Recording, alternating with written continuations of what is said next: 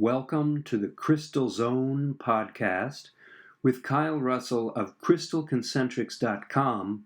Our motto is Crystals for Life.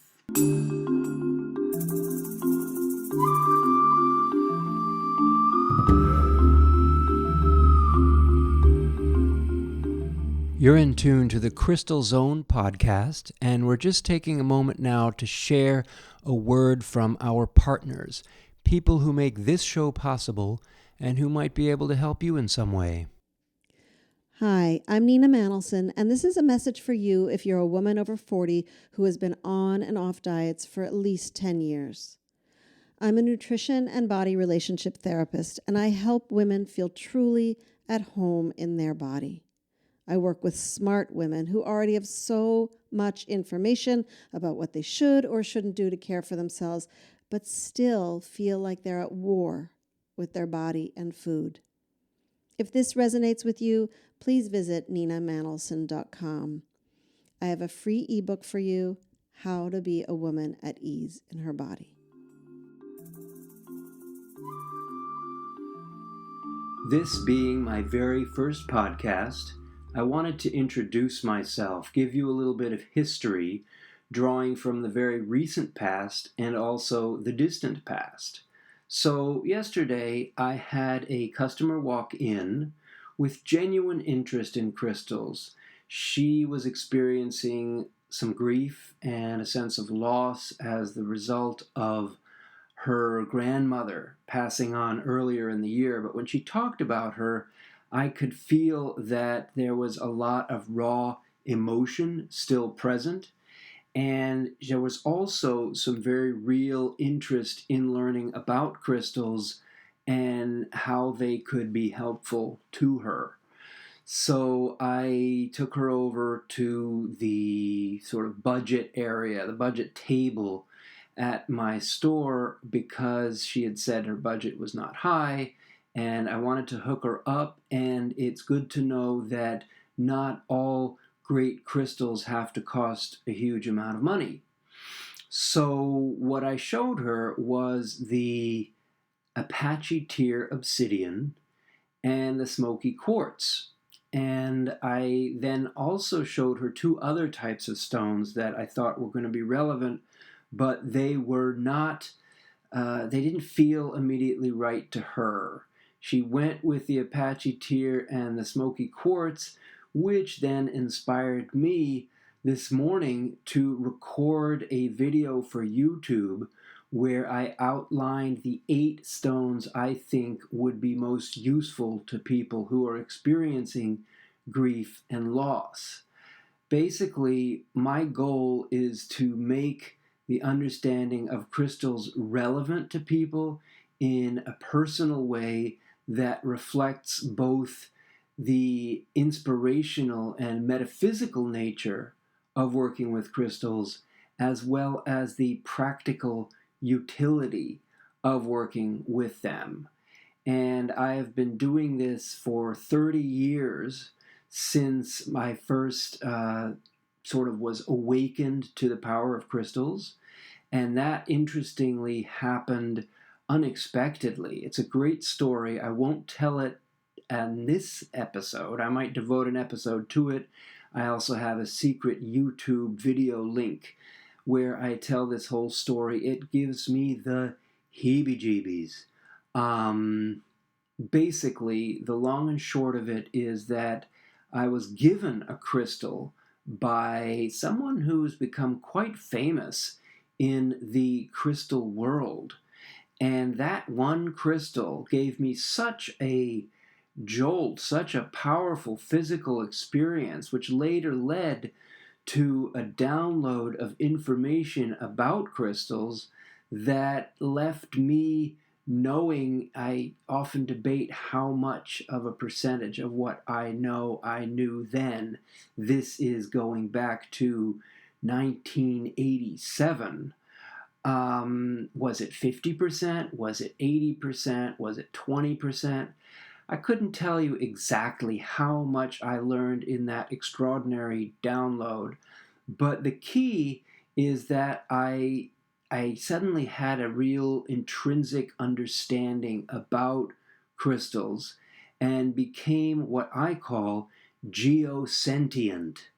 And that means that I can pick up a rock and get a vibe, get a feeling from it that um, that is distinctive. It's not the same from stone to stone, and it's not the same as what you would get when you pick up a rock in the driveway, for example.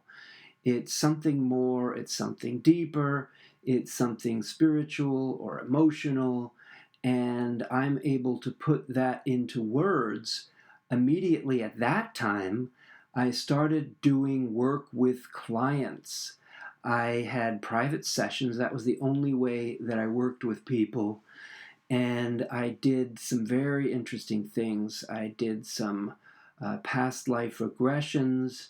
I did what can best be called an exorcism, which is taking a soul which has lodged itself in a person or in their life or around them in a way that is not welcome, and facilitating the passage of that spirit on to the other side so that the person on this side can be somewhat relieved of whatever burden or stress or strange experiences they have been experiencing as a result of that unwanted spirit being in their space.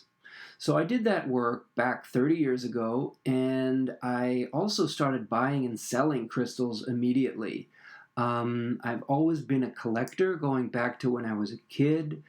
I collected coins and stamps, and then later I worked in some different businesses that also had a lot to do with collecting. Most tangibly, I had two retail stores. And if you're familiar with the Boston area, I was in Harvard Square and on Newbury Street. And that was really an extraordinary experience at the end of the 80s. I was selling international clothing and jewelry. So that went from textiles hailing from Guatemala to African art to silver jewelry from Indonesia. It was a lot of eclectic offerings that I had at that time, which I left to start a magazine. I started a magazine about world music, and my goal was to help inform people about this wonderful music that the mainstream was pretty unaware of and that the popular media was not really supporting. So that was an experience that went a number of years. And part of my goal with that was to support my own music career because I had become a musician actually dating all the way back to that same year, 1987, which was called the harmonic convergence. People are amazed by how interested folks are in crystals nowadays, but if you go back to then, that's really when it began, and there was a huge amount of interest at that point in crystals also. But I put that a little bit on the back burner as I had my retail experience and did this magazine, which I also backed away from because I wanted to do music more full time. So for about 20 years, I did music very full time. I was in the reggae field, and we worked with artists from Jamaica, but also artists from England and from right here in the USA. There were many, many talented Caribbean singers in the Boston area, and we had some great musicians, and we put together many, many shows, both in the East Coast and also over on the West Coast with some big tours that happened, taking us to Hawaii and to the entire West Coast, Washington State, down to LA, Colorado. We passed through Arizona. We even performed eventually in Jamaica, which was great. But there was a heyday to that whole experience with the music. And now that I'm thinking back to it, it was an extraordinary period, and I'm very blessed and lucky to have been part of that. But I started to turn back to crystals in 2012 and tried to make that work, looking at my tax numbers at the end of the year, which as an entrepreneur is about as often as we do look at our tax numbers. And I'm not saying everybody's like that, but for those of us who are more improvisational and seat of the pants in our orientation, we take a look at the end of the year and say, hey, how did that year look on paper? And in 2012, I said, wow, this is looking a whole lot better than I thought. And maybe since the music seems to be winding down, it's time for me to venture more fully into the crystals. And so I did that. I did that first in the same space I had been in since 1998, hosting monthly open houses so that people could come in and see what I had. And I was showcasing things that I had had for years myself, but I also began to start buying crystals again, which started taking me to shows, and that started having me also exhibit at shows.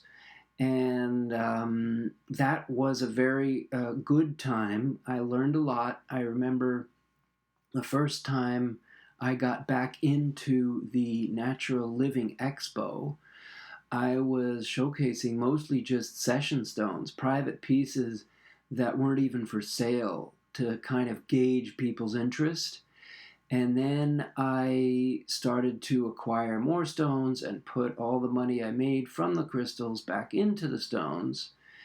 And that grew and grew to a point where I felt that I needed to open a shop. And I started to have dreams about visiting stores and setting up shop again. And this was after many, many years. I left retail in 1992, and I guess I started getting back into retail in 2012. So that's 92 till 02 to 12. That's 20 years later. Did not think that was something I would ever do again, because retail is extraordinarily dependent on the weather and the market and the economy. And if those things go south, you are definitely not selling what you may have come to expect. One of the big myths in the retail world is things just get better and better the more you're in business. And I learned for sure that is not the case. Sometimes you're doing great, and sometimes things slow down, and sometimes they dry up. And that's what you kind of have to live with in the retail world. But my inspiration was so strong, and I was able to secure a location that was just right for me. A good amount of space, perfect for displaying my extensive selection, but also allowing for an art gallery and session rooms in the back that people could use for meditations. Practitioners could come in and showcase what they do there, including a 9-month shamanic program, for example, and a number of different other interesting offerings that we've had and that we still have in this wonderful place called the Portal Crystal Gallery. Now, about the crystals, and going back to my original introductory vignette, what I'm doing is trying in these past few years to make my knowledge and understanding more accessible to others. I've never been motivated to have an accreditation or a certification program, which some of the big crystal folks out there do offer. And there are many reasons for that, and I think I'm going to save that conversation for another time because it is kind of interesting. And particularly interesting to me is that I'm starting to think maybe there is some way that I can offer some sort of a learning program, because I now have well over 100 videos out on YouTube, and I have probably that many up on Facebook as well. I've done a number of Facebook Lives. I've done a number of webinars. So I'm giving a huge amount of sort of free learning to the world, but I'm realizing that it may be useful for people out there who are overwhelmed, as my customer was yesterday coming into the shop for the first time.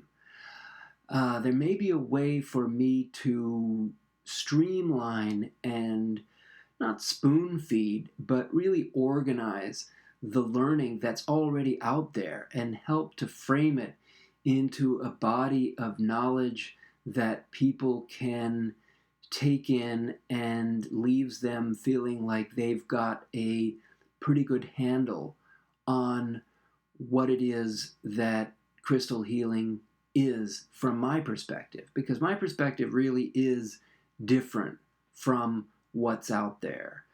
And I say that because every time I watch someone else's video or I pick up a book about crystal healing, I'm pretty turned off pretty quickly. And I did a video called Crystal Myths, in which I list the various ways in which I diverge from some of this common crystal lore. And I'll share with you a couple of examples of that way in which I do split from what other people are doing out there. And those two ways I can mention are cleansing of crystals and programming of crystals.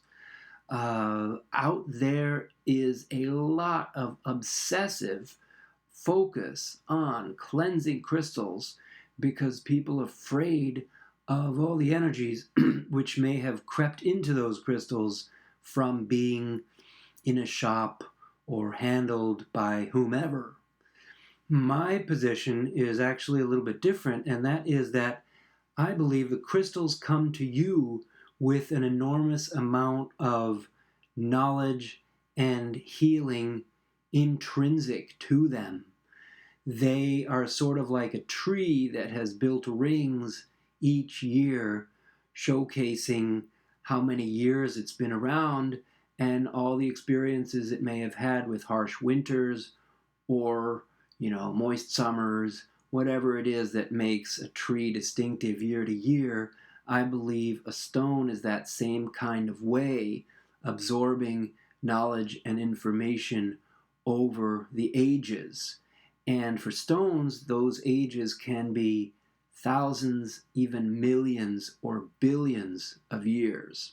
So rocks are quite old, and what makes a rock different from a crystal is that a crystal is a more ordered form of a rock.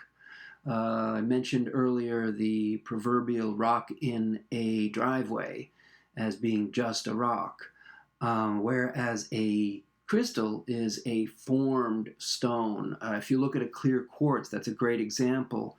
You'll see it has 6 sides, it comes to a point, and it tends to form in predictable ways each time it forms. Now, that's kind of a difficult point to make because calcite, for example, I heard, has 14,000 different ways, or 1,400 different ways that it can terminate and form.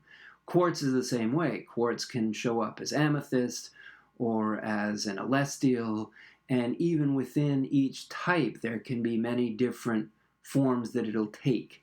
But the point I'm making is that it has sort of followed some sort of intelligent design in order to manifest as an actual crystal instead of just a rock. And as such, it's a standout. It's a standout because it is manifesting and funneling a very specific type of energy that is distinct from the type of energy that another type of crystal may be channeling. And that is what makes crystals different from rocks. Now, the second thing that I had said I disagree with the general lore out there about crystals is the notion of programming, that you can program a crystal to your will. And I find that particularly sort of imperialistic, for lack of a better word. Just like with cleansing, if you got a computer and that computer came with all sorts of excellent software, you wouldn't want to wipe the drive immediately when it already has so much to offer. And crystals are the same way. If you cleanse them or reprogram or try to wipe them of their memory, you are throwing away a tremendous amount of natural value, which is coming to you unsolicited and automatically in that crystal. So reprogramming is not something I recommend, and cleansing is something I also do not recommend. And this is absolutely heretical to so many people out there. And so I can understand that some people listening to this or who know me otherwise have shied away from working with me because they're afraid of those types of shockingly revolutionary perspectives, and they are not interested in working with me for that reason. But if you are different, and I know that there are many of you who are looking for a different way of thinking about crystals, then this could be the place for you. There are so many episodes I have in store that I would love to roll out to the auditory world, the podcast world, because I'm used to doing things visually with YouTube and with Facebook and in person, but there's such a global audience with interest in crystals that I think that it merits and deserves having another voice like mine come in and shake things up a little bit and give you some brand new views that you may not have thought about when you think about crystals. And the great big new view that I bring to the table is my 10 human crystal energy zone paradigm, which I call the Crystal Concentrics paradigm. And that is truly revolutionary because it groups all crystals out there into only 10 categories. And I might devote entire podcasts to one energy zone, or I might explore a few. We'll see. So I hope you've enjoyed this very first issue, the very first edition of the Crystal Zone podcast, and that you will tune in to future podcasts now that you know a little bit more about me. Feel free to email me, Kyle, K-Y-L-E, at crystalconcentrics.com if you have any questions. I love questions, and I will look forward to answering them in future podcasts. So definitely be in touch with me. I love teaching about crystals, and I also love buying and selling crystals. I have a custom quality crystal mail order business too, which is not a conflict of interest. In fact, I think it really supports things because I believe that you can always be searching for better versions of any one type of crystal that you have. And I am certainly no exception to that rule. I am always on the prowl for, interesting amethyst or a type of quartz that I might have, but I believe there's something interesting or better out there. Not that the one I have isn't great, everything has its place and its purpose, but we are here to be engaged actively in this process of what I call crystals for life. That is the motto of this podcast. And on that note, I think I'm going to sign off. Thanks for listening. Talk to you later. You're in tune to the Crystal Zone podcast, talking all about crystals for life. And you might wonder, where would be a great place to buy crystals? Well, we have a warehouse and storefront, the Portal Crystal Gallery in Arlington Center, Massachusetts, and you can have a look at all our displayed items, and also, if there's something of interest, we have an extensive backstock. In any case, if you're more distant and you want to work by email and phone, we are happy to serve you through our quality custom crystal mail order service. A portion of our inventory is up at crystalconcentrics.com, but you should definitely email Kyle, K-Y-L-E, at crystalconcentrics.com with any questions. We can send you videos and show you all kinds of items which we have not yet had time to upload onto the site. Looking forward to hearing from you.